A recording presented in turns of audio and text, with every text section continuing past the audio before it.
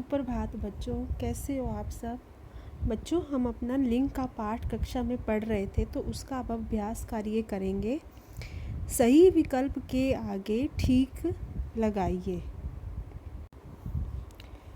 शब्द के जिस रूप से पुरुष अथवा स्त्री जाति का पहचान हो उसे व्याकरण में लिंग कहते हैं। तो हम पढ़ते हैं अभ्यास। सही विकल्प के आगे ठीक लगाइए। व्याकरण के अंतर्गत पुरुष अथवा स्त्री जाति की पहचान करता है लिंग। लिंग से पहचान होती है ना। मछली का कौन सा लिंग है? मछली का नित्य स्त्रीलिंग कह सकते हैं, क्योंकि हमारे ये शब्द नित्य स्त्रीलिंग होंगे। अगर हम इसका पुल्लिंग लिखेंगे तो इसके आगे हम नर मछली लिख देंगे या मादा मछली, जो भी होगा वो लिख देंगे। खटमल का कौन सा लिंग है? खटमल नित्य पुल्लिंग है। जिन संज्ञा शब्दों के अंत में अक हो वह प्राय पुल्लिंग होते हैं। जिन शब्दों के अंत में प्राय अक होता है वो पुल्लिंग होते हैं। फूलों के नाम सदैव प्राय पुल्लिंग होते हैं। पुल्लिंग होते हैं ना, जैसे गुलाब, कमल, ये सूरजमुखी। परंतु कुछ 2-3 फूलों के होते हैं। प्राय का मतलब होता है कि ज़्यादातर ये चीज़। भाषाओं व लिपियों के नाम सदैव प्राय स्त्रीलिंग होते हैं। अब आप देखिए, सही शब्द चुनकर रिक्त स्थान भरिए। सेठ जी के 4 डैश हैं, बेटे या बेटियां, तो यहाँ पर आएगा बेटे। कमल पुल्लिंग माना जाता है क्योंकि फूल का नाम है। समूहवाचक शब्द प्राय स्त्रीलिंग होते हैं।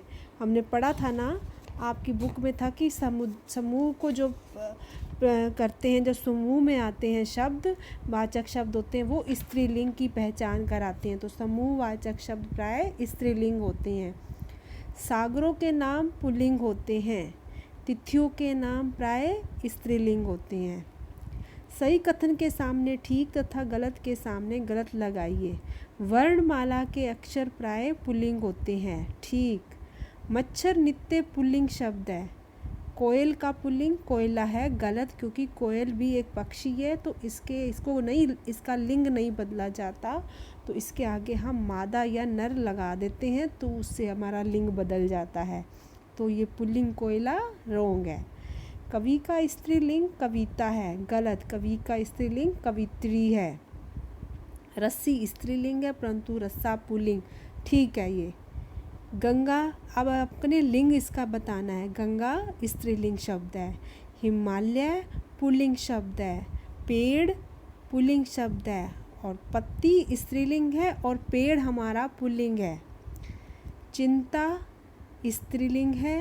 हंसी स्त्रीलिंग शब्द है। जनवरी स्त्रीलिंग है और बुधवार पुल्लिंग शब्द है। नीचे देखिए रंगीन शब्दों के रिंग बदलकर वाक्य पुनः लिखिए। नर्तकी समय पर स्टेज आ गई।